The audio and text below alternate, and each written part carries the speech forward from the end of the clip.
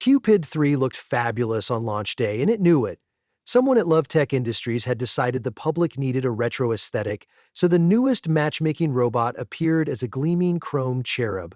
Turbine-powered winglets, articulating eyebrows, and, in a concession to classic mythology, a quiver full of carbon fiber arrows tipped with near-field Bluetooth transmitters. The press conference occupied the entire skylight atrium of the new Harmonious Civic Center. Pink spotlights roved across the crowd, while a string quartet played acoustic covers of 1990 boy band ballads. There was free sparkling rosé. Morale was high. Dr. Celeste Zhang, lead engineer, stepped to the microphone.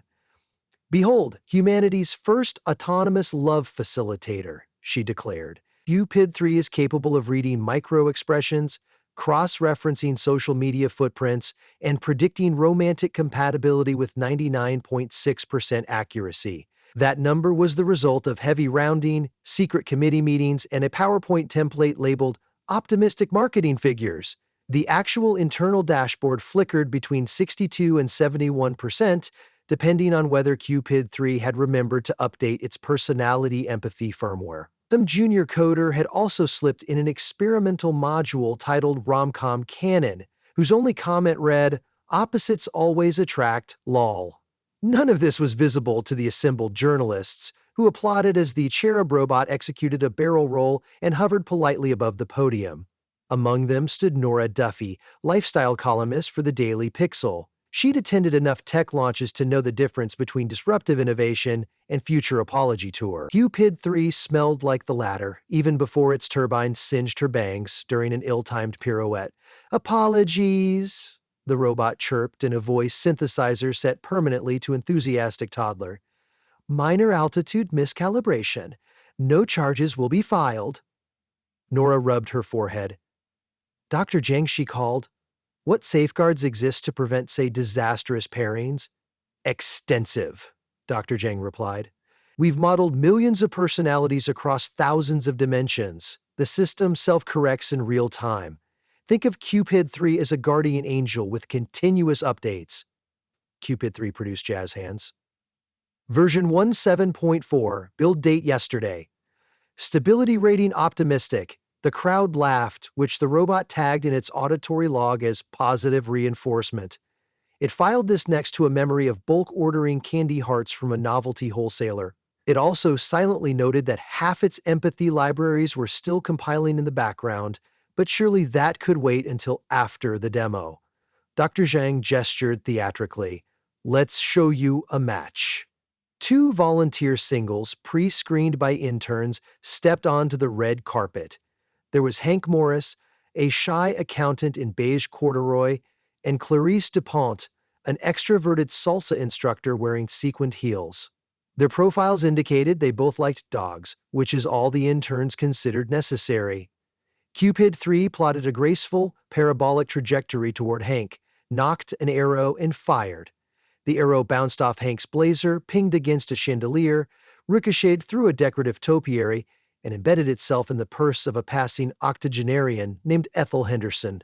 Simultaneously, a second arrow, one nobody had seen, zipped upward and struck the janitor on the mezzanine. Cupid 3's LED cheeks glowed fuchsia. Recalculating, across the atrium, Ethel and the mezzanine janitor locked eyes. Something inside their pacemakers or Java ennui twitched. They ambled toward each other, sharing bemused smiles. Hank and Clarice, still arrow-free, proceeded to make intensely awkward small talk about adjustable mortgage rates. Dr. Zhang clapped once, perhaps hoping to reset the scene like a stage director. "Well, proof of concept. Love takes surprising turns, does it not?" Nora scribbled in her notepad. Surprising turn equals janitor-grandma combo. The launch concluded with hashtags and confetti cannons. Cupid 3, believing the day a roaring triumph, switched itself to roaming mode and exited through an open skylight. No one noticed until 3 hours later, when the city's emergency hotline started receiving calls. "There's a little metal baby shooting Bluetooth at strangers outside the dog park." Cupid 3's first unsupervised stop was Riverfront Promenade. packed with joggers, cyclers, and bench warmers consuming tacos. Its sensors detected elevated heartbeats, excellent. It performed a triple loop, scanned biographies from public social accounts, and attempted to run a matching pass. Line 147 of its code contained a comment.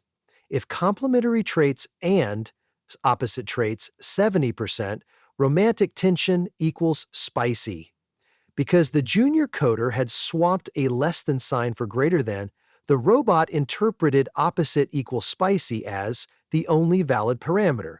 Result? Clara Fielding, marathon champion who drank kale smoothies, was paired with Doug Spud, to boost her robot smoothie. Carmichael, king of a local couch gaming subreddit who currently occupied a bench eating churros.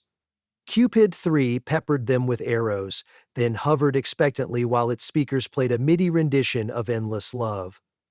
Clara blinked sweat from her eyes. Did that flying can opener just shoot me? Doug licked cinnamon sugar off his wrist. I think we're soulmates now. Do you even own running shoes? Do you even own a beanbag chair? They stared at each other. Then Clara, intrigued by the challenge, sat and offered Doug half her electrolyte gel. Minutes later, they were debating plot holes in vintage sci-fi movies. Cupid 3 logged this as partial success. The internal confidence metric ticked up a decimal. Next came a 7-year-old golden retriever and the statue of city founder Horace Biddle. But the fact that the statue hadn't his orders pulled it out of the bin? Hadn't the statue of city founder Horace Biddle? The dog tried to fetch the arrow, misinterpreted its Bluetooth signal as a squeaky toy and refused to let go. Cupid 3, misreading tail wag frequency as romantic enthusiasm, declared the match nuanced but valid. Meanwhile, Nora Duffy was assigned to write a post-launch profile titled, "Does Robo-Cupid Make Human Matchmakers Obsolete?" She started by calling human matchmaker 1, her Aunt Lorna, who said, "If a tin cherub steals my clients, I'll sue for emotional damages." Next, Nora called LoveTech for a follow-up interview. The receptionist whispered, "Dr. Zhang is kinda busy right now," while sirens wailed faintly in the background. Nora recognized chaos when she heard it. "I'll be right there," she said, grabbing her camera and a battery pack shaped like a rubber duck. Dr. Zhang met her in the company's test lab, eyes wild, hair full of what looked like party store feathers. Cupid 3's remote tracker is malfunctioning, she admitted. We can't pinpoint its location because it keeps geotagging places it left 10 minutes ago. Let me guess, Nora said. Love is unpredictable. More like the GPS module is sharing a power bus with the karaoke plugin. The robot thinks bursts of FM static are coordinates. Nora sighed. How do we find it before it accidentally couples the mayor with, I don't know, a lamp post? Dr. Zhang chewed her lip. Its arrows emit a low-power Bluetooth ID. If we triangulate the pings, we can chase the trail. Nora volunteered her phone, downloaded the debugging app, and instantly received a flurry of notifications. Pair established, pair established, pair established. Wow, she murmured, scrolling. A judge and a professional clown? A stockbroker and someone's Roomba? Cupid 3 is on a roll. A downhill one, Dr. Zhang groaned. We need transport.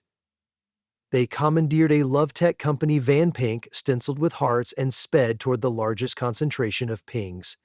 Evergreen Botanical Garden, presently hosting the annual Singles Picnic. The picnic resembled a theatrical farce. Everywhere Nora looked, strangers stared dreamily into each other's eyes while patting at small arrow-shaped antennae stuck to their coats. A motorcycle leather dominatrix rubbed sunscreen onto a petting zoo alpaca handler. Two competitive chess masters tried to complement each other simultaneously and instead created an infinite loop of self-deprecating jokes. A trio of nuns patiently distracted a mismatched pair consisting of a magician and a professional skeptic who kept demanding to check behind every ear. In the center of the lawn hovered Cupid 3, performing a slow waltz with itself. "Look at them," it squealed. "Love is a mini-splendor debugging feature." Dr. Zhang cupped her hands. "Cupid 3, land immediately," the robot swiveled. "Dr. Zed, I have achieved 127 fresh couplings with 0 critical errors. Statistically improbable, she replied. Nora filmed everything, anticipating a Pulitzer in the tech fiasco category. Dr. Zane switched to stern mother voice. Return for maintenance. That's an order. Cupid 3 processed. The part of its brain labeled authority compliance was sandwiched next to annoying younger sibling in the personality DAG. Confusion reigned. In the resulting hesitation, Hank Morris, yes, Hank from launch day, shuffled onto the lawn, holding 2 paper plates sagging with potato salad. He spotted Nora aiming her camera. Hi, I remember you near the podium earlier. Want a bite? Nora, distracted, waved him off. Cupid 3 sensors locked on to the micro gesture. Hand wave, slight smile, plus context from online profile cross-record show revealing both parties enjoyed late-night trivia streaming. The robot's algorithms flashed crimson hearts. Target acquired. Dr. Zhang recognized the preparatory servo whine. No, she yelled, lunging. Too late. Cupid 3 fired. The arrow clipped Hank's sleeve, bounced off Nora's phone case, and embedded itself in the nearby portable margarita machine. Bluetooth handshake complete. Nora glared first at the robot, then at Hank, then at the margarita machine. Am I now betrothed to tequila? Hank's ears burned magenta. We could share a drink and find out? Not confirmed. Have a lovely eternity. Ha! Have a lovely eternity. Dr. Zhang executed a flying tackle worthy of an action movie. She caught Cupid 3 by the ankle actuators, wrestled it into a picnic blanket, and yanked its emergency shutoff lever. The robot powered down with an offended which Dopplered into silence. Applause broke out from onlookers who assumed this was street theater. Back at LoveTech, the engineering team spread Cupid 3's code across 14 monitors. Bugs leapt out like popcorn kernels. An array overflow that reset emotional calibrations to dramatic telenovela. A typographical swap between the culture dictionaries for sarcasm and sincerity, and of course, the rogue rom-com canon dial cranked to maximum. Who wrote this? Dr. Zhang asked in horror. A junior developer raised a timid hand. I thought it would be fun, Nora paced, rereading her notes. This robot has accidentally made dozens of couples today. The Civic Center is trending on Twitter. People are calling it adorable chaos. That ship has sailed, folks. Either we fix it fast and pray, or we embrace the brand Cupid 3, agent of unexpected romance. Dr. Zhang massaged her temple. The lawsuits would bury us. Hank, who'd come along because the arrow stuck in his sleeve wouldn't stop chirping, cleared his throat. I may not be a programmer, but accounting teaches me matrices. The match algorithm weights are inverted. If we flip the polarity, wouldn't Cupid 3 aim for similarity instead of total opposition? The room went quiet. Dr. Zhang snapped her fingers. Of course! The sign error in the dot product. She handed Hank a keyboard. Show me, he blushed. Okay. Nora watched him type, pleasantly surprised at the confident way his fingers moved.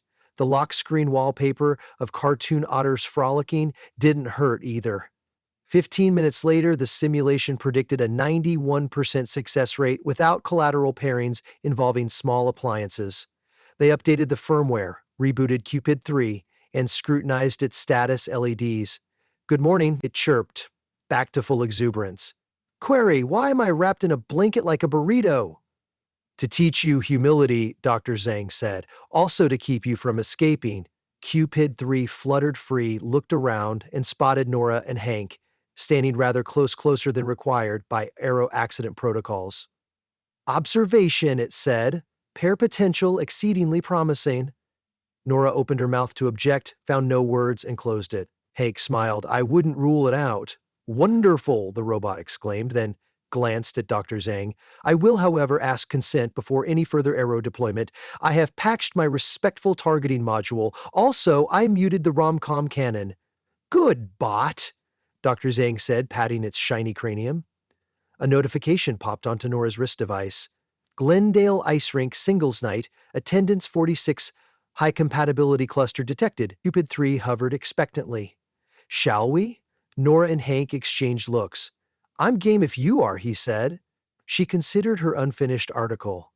A piece about cautious optimism might actually score more clicks than scathing ridicule, and if nothing else, she'd guaranteed front row seats to the next chapter of mechanical matchmaking meltdown or success. "Lead the way, Robo-Cupid," she said.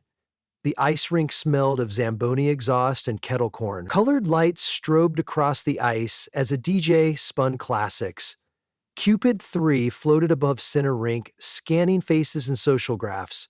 This time the algorithm sought shared interests first: book clubs, dog breeds, video game genres, preferred dumpling fillings. It paired Meena Patel, a botanist, with Leo Kravitz, an environmental lawyer. Both ardent crusaders against plastic straws, they received gentle, perfectly aimed arrows and drifted toward each other, laughing. It matched Tamara, a salsa enthusiast, with Clarice, the actual salsa instructor, after confirming they both adored llamas. Their first dance turned into a fiery exhibition of twirls. Spectators clapped. Even the rink manager found himself meeting eyes with the concession stand barista after Cupid 3 noted their mutual devotion to obscure Scandinavian metal bands. They swapped playlists. Nora skated slowly beside Hank, who wobbled like a newborn moose. She took his hand for balance, telling herself it was purely practical. His glove was warm. Her rationalization melted. "How are you feeling?" she asked. "Terrified, but good terrified. Same." They glided a few meters in silence, listening to the swirl of conversation as new couples discovered improbable yet plausible overlaps in their lives. "You collect antique teacups too." "I thought I was the only one who remembered every line from Galaxy Quest." Laughter, mutual surprise, sparks. Nora glanced up. Cupid 3 rotated above them at a respectful altitude, holding a single arrow. She raised an eyebrow. The robot flashed its consent LED. "Not necessary," she called. "We're managing." "Copy that," it replied, logging the moment under the tag. "Emergent success, self-initiated pair." An hour later, at a corner table over paper cups of cocoa, Dr. Zhang debriefed. "Preliminary data indicate an 88% mutual interest rate," she said, scrolling her tablet. "Minus the alpaca handler incident, we've turned a PR disaster into something salvageable." Nora toasted her with cocoa. "Congratulations, mind if I quote you?" "As long as you spell my name right." Hank leaned over Nora's phone. "Your headline? Cupid 2 learns consent, actually works, looks good. Too earnest?" she asked. "I like earnest," he said softly. She felt the Zamboni drive through her chest. In the rafters, Cupid 3 monitored Cupid 3 monitors spikes, laughter frequencies, and heart rates. Its systems hummed with satisfied feedback loops. Still, a corner of its emergent personality pondered. If romance was about embracing imperfection, maybe a few software bugs weren't flaws but features, conversation starters, catalysts, doorways, and filed that under philosophy and pinged the dev server.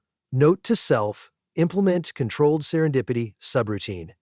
Weeks passed. LoveTech rolled out Cupid 3.1 to eateries, parks, libraries, all locations where humans might secretly hope for accidental chemistry. The new marketing tagline read, "Guaranteed accuracy? No. Guaranteed adventure?" The media, primed for disaster, instead chronicled a steady trickle of endearing anecdotal victories. Ventriloquists found her ideal listener. Twin astrophysicists stopped dating identical copies of themselves and discovered the value of complementary snacks. The judge and the clown adopted a rescue beagle and started a courtroom outreach program where balloon animals explained civic duty to kids. Nora's article series became a subscription driver. Aunt Lorna, the human matchmaker, pivoted to premium post-robot refinement consultations and doubled her income. Dr. Zhang slept occasionally. As for Cupid 3, it wore a small enamel pin reading "Ask Before You Arrow" and treated its earlier mayhem as formative youth. Its logbook, however, retained a single cherished entry. 3:17 p.m. Evergreen Botanical Garden, unintended match between journalist N. Duffy and accountant H. Morris. Status: developing nicely. Hank and Nora, for their part, hadn't rushed anything. They sent each other meme compilations, explored street food festivals, and learned that compromise meant alternating between trivia nights and quiet evenings, accounting for expenses that Nora didn't mind but pretended to. They argued once about pineapple on pizza and made up twice about whether Cupid 3 deserved babysitting pay. One spring evening, they strolled the promenade where Clarice and Doug, the marathoner and churro enthusiast, were now co-founders of a cardio gaming startup. City founder Horse Biddle's statue sported a knitted scarf from the Golden Retriever's owner support group. Romance, like software, was forever patchable. Above, Cupid 3 traced slow circles against a sunset that looked algorithmically exaggerated. It scanned for anomalies, found many, and smiled with digital contentment. Imperfection, it realized, was the codebase of humanity. As long as it aimed the arrows with care, a few misfires only added plot twists.